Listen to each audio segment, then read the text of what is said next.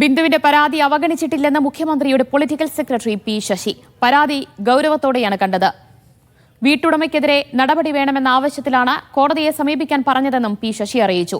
ബിന്ദു നൽകിയ പരാതിയിൽ ആരോപണ വിധേയരായ പോലീസുകാരുടെ മൊഴിയെടുക്കുകയാണ്. പേരൂർക്കട സ്റ്റേഷനിലെ പോലീസുകാരുടെ മൊഴി കന്റോൺമെന്റ് അസിസ്റ്റന്റ് കമ്മീഷണറാണ് രേഖപ്പെടുത്തുന്നത്. മുഹമ്മദ് ആഷിഖ് വിവരങ്ങൾ നൽകും. ആഷിഖ്, ബിന്ദുവിന്റെ പരാതി എത്രത്തോളം ഗൗരവത്തിലെടുത്തിട്ടുണ്ട് ആഭ്യന്തര വകുപ്പ്? ആർക്കാണ് അന്വേഷണ ചുമതല?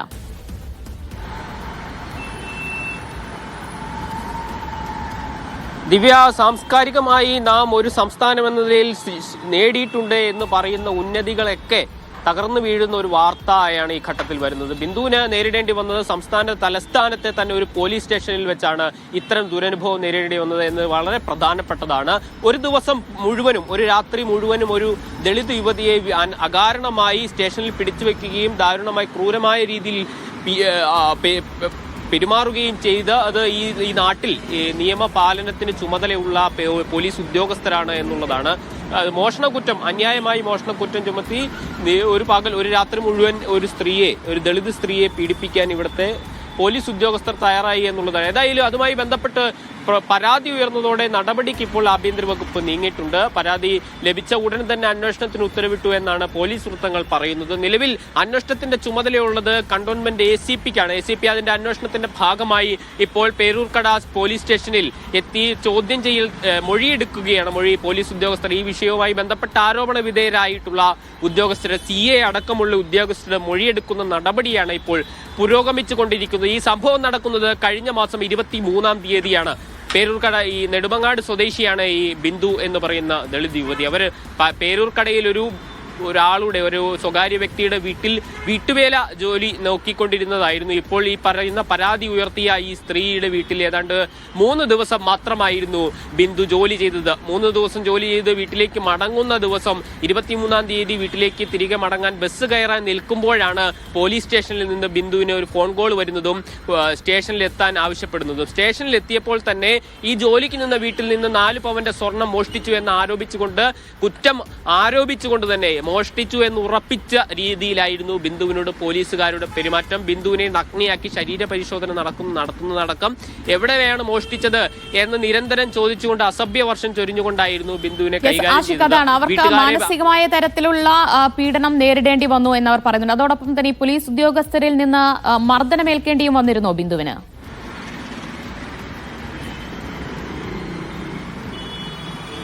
തീർച്ചയായും ശാരീരികമായി മർദ്ദനം ഏറ്റിട്ടുണ്ടോ എന്നുള്ളത് ബിന്ദു പറയുന്നില്ല. പക്ഷെ മാനസികമായി ക്രൂരമായ രീതിയിൽ പെരുമാറി എന്നുള്ളത് വ്യക്തമാണ്. അവര് ഏതാണ്ട് 1 മാസം പിന്നിടുകയാണ് ആ സംഭവം നടന്നത്. ഇപ്പോഴും അതിന്റെ ആഘാതത്തിൽ നിന്ന് ബിന്ദു പുറത്തു വന്നിട്ടില്ല എന്ന് അവരുടെ വാക്കുകൾ കേൾക്കുമ്പോൾ അറിയാം. ആ കാര്യങ്ങൾ ഓർത്തെടുക്കുമ്പോൾ അവര് തേങ്ങിക്കരയുകയാണ്, വിതുമ്പുകയാണ്. അത് അവരുടെ വാക്കുകളിൽ തന്നെ അവരുടെ മാനസിക ആരോഗ്യത്തിനേറ്റിട്ടുള്ള ആഘാതം വ്യക്തമാണ്. ഒരു രാത്രി മുഴുവനും പോലീസ് സ്റ്റേഷനിൽ ഒരു മോഷ്ടാവിനെ പോലെ ചെയ്യാത്ത കുറ്റത്തിന് പിടിച്ചുവെക്കുകയും ബന്ധുക്കളുടെയും വീട്ടുകാരുടെയും നാട്ടുകാരുടെയും മുമ്പിൽ അപമാനിതയാവുകയും ചെയ്ത 2 പെൺമക്കളുടെ അമ്മ എന്ന നിലയിലാണ് നമ്മൾ ആ സ്ത്രീയുടെ അനുഭവത്തെ കാണേണ്ടത് എന്ന് തോന്നുന്നു. വളരെ ക്രൂരമായി തന്നെ മോഷ്ടിച്ചത് ബിന്ദുവാണ് എന്ന് ഉറപ്പിച്ചുകൊണ്ട് ഉള്ള പെരുമാറ്റമായിരുന്നു ഈ പോലീസ് ഉദ്യോഗസ്ഥരുടെ ഭാഗത്തു നിന്നുണ്ടായത്. ഒരു മോഷണ ആരോപണം ഉയർന്നാൽ പോലീസ് നടത്തേണ്ട അടിസ്ഥാനപരമായ ചില പരിശോധനകൾ പോലും നടത്താതെയാണ് ബിന്ദുവിനെ കുറ്റം ചാർത്തിക്കൊണ്ട് കുറ്റവാളിയാക്കാനുള്ള നീക്കം പേരൂർക്കാട് പോലീസ് സ്റ്റേഷനിലെ ചില ഉദ്യോഗസ്ഥർ നടത്തിയത് എന്നുള്ളതാണ്. രാത്രി 4 മണിയോടെ പോലീസ് സ്റ്റേഷനിൽ കസ്റ്റഡിയിലെടുത്ത ബിന്ദുവിനെ രാത്രി 8 മണിയോടെയാണ് ബിന്ദുവിന്റെ സ്വന്തം വീട്ടിലെത്തിച്ച് തെളിവെടുപ്പ് എന്ന പേരിൽ പരിശോധന നടത്തുന്നത്. ബിന്ദുവിന്റെ നാട്ടുകാരുടെയും വീട്ടുകാരുടെയും മുമ്പിൽ ബിന്ദുവിനെ ഒരു കള്ളിയായി ചിത്രീകരിക്കുന്ന രീതിയിൽ വളരെ മോശമായി ആയിരുന്നു വീട്ടിലെത്തിച്ച് തെളിവെടുപ്പ് നടത്തിയത്. തിരിച്ച് വാഹനത്തിൽ കയറ്റി പോലീസ് സ്റ്റേഷനിലേക്ക് വരുമ്പോൾ ഈ വീട്ടിൽ നിന്നും ഈ സ്വർണ്ണമാല കണ്ടെടുക്കാൻ കഴിയാത്തതിന്റെ കൂടെ അമർഷത്തോടുകൂടി ബിന്ദുവിനോട് പോലീസ് ഉദ്യോഗസ്ഥർ പെരുമാറി എന്നാണ് ബിന്ദു പറയുന്നത്. അസഭ്യവർഷം ചൊരിഞ്ഞുകൊണ്ട് മാനസികമായി തന്നെ വലിയ രീതിയിൽ ബുദ്ധിമുട്ടിച്ചു എന്ന് പറയുന്നു. രാത്രി വെള്ളമോ ഭക്ഷണമോ നൽകാൻ ഈ 20 മണിക്കൂറിനിടയിൽ, കസ്റ്റഡിയിൽ വെച്ച് 20 മണിക്കൂറിനിടയിൽ ഒരു തവണ പോലും വെള്ളമോ ഭക്ഷണമോ നൽകിയില്ല. ദാഹിക്കുന്നു എന്ന് വെള്ളം ആവശ്യപ്പെട്ടപ്പോൾ ശുചിമുറിയിൽ പോയി എടുത്തു കുടിക്കണം എന്ന് പറഞ്ഞു എന്നാണ് ബിന്ദു പറയുന്നത്. ബിന്ദുവിന്റെ അനുഭവം അങ്ങനെയാണ്. ദാഹത്തിന്റെ കാഠിന്യത്തിൽ ശുചിമുറിയിൽ പോയി വെള്ളം കുടിക്കാൻ ശ്രമിച്ചെങ്കിലും വെള്ളം കുടിക്കാതെ മടങ്ങി വരികയായിരുന്നു ബിന്ദു. പിറ്റേന്ന് ഏതാണ്ട് 12 മണിയോട് കൂടിയാണ് ഇങ്ങനെ മോഷണം അന്വേഷണം നടന്നിട്ടില്ല എന്ന് വ്യക്തമാകുന്നതോടുകൂടി ഈ പറയുന്ന പരാതിക്കാരിയുടെ വീട്ടിൽ നിന്ന് തന്നെ ഈ സ്വർണ്ണമാല തിരിച്ചെടുത്തതോടുകൂടി ബിന്ദുവിനെ പറഞ്ഞയക്കുന്നു. അപ്പോൾ പോലും ഇനി മേലാൽ ഈ പേരൂർക്കട പ്രദേശത്തോ ഇവിടെയോ കണ്ടുപോകരുത് എന്ന താക്കീതോടുകൂടിയായിരുന്നു ബിന്ദുവിനെ പോലീസ് ഉദ്യോഗസ്ഥർ ആ പോലീസ് സ്റ്റേഷനിൽ നിന്ന് പറഞ്ഞു വിടുന്നത്. എന്നാൽ ഏതെങ്കിലും തരത്തിലുള്ള ഒരു കുറ്റം ചെയ്യാത്ത ഒരു സ്ത്രീയെ എന്തിനാണ് ആ രീതിയിൽ കൈകാര്യം ചെയ്തത് എന്ന ചോദ്യം പോലീസ് ഉദ്യോഗസ്ഥർക്ക് നേരെ ഉയരുന്നുണ്ട്. അത് പരാതിപ്പെട്ടപ്പോൾ പോലീസ് ഉദ്യോഗസ്ഥരുടെ ഭാഗത്തു നിന്ന് ഏത് നിലയിലാണ് ഉയർന്നത് എന്ന് പെരുമാറ്റമുണ്ടായ മറുപടി ഉണ്ടായത് എന്നുള്ള ചോദ്യം അടക്കം ഇപ്പോൾ ഉയർന്നു വരുന്നുണ്ട്. ഏതായാലും പോലീസ് ഈ കാര്യത്തിൽ വിശദമായ അന്വേഷണത്തിന് നിർദ്ദേശം നൽകിയിട്ടുണ്ട്. പോലീസ് മേധാവിയുടെ ബിന്ദുവിന്റെ പരാതി തുടക്കത്തിൽ അവഗണിച്ചു എന്ന തരത്തിലുള്ള ഒരു ആരോപണം കൂടിയുണ്ടോ? ഇക്കാര്യത്തിൽ മുഖ്യമന്ത്രിയുടെ പൊളിറ്റിക്കൽ സെക്രട്ടറി പി ശശി വിശദീകരിക്കുന്നത് എന്താണ്?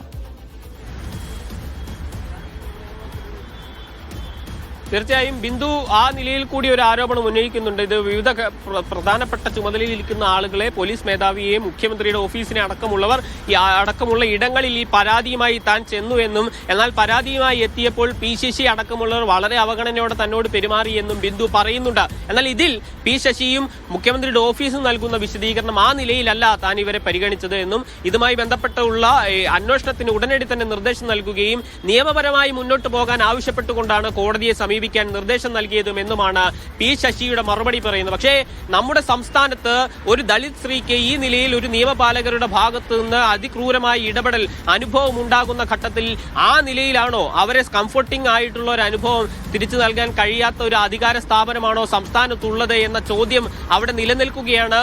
എത്രയൊക്കെ പറഞ്ഞാലും അത്ര കാഠിന്യത്തിൽ ഒരു ദുരനുഭവം നേരിടേണ്ടി വന്ന 2 പെൺകുട്ടികളുടെ അമ്മയായ ഒരു സ്ത്രീക്ക് ചെയ്യാത്ത കുറ്റത്തിന് മോഷ്ടാവെന്ന് മുദ്രകുത്തി പരസ്യമായി തെരുവിലൂടെ നടത്തിക്കപ്പെട്ട ഒരു സ്ത്രീക്ക് കംഫർട്ടിംഗ് ആയ ഒരു പെരുമാറ്റം, ഒരു മറുപടി നൽകാൻ ഇവിടുത്തെ അധികാര സ്ഥാപനങ്ങൾക്ക് കഴിഞ്ഞില്ലേ എന്ന ചോദ്യമുണ്ട്.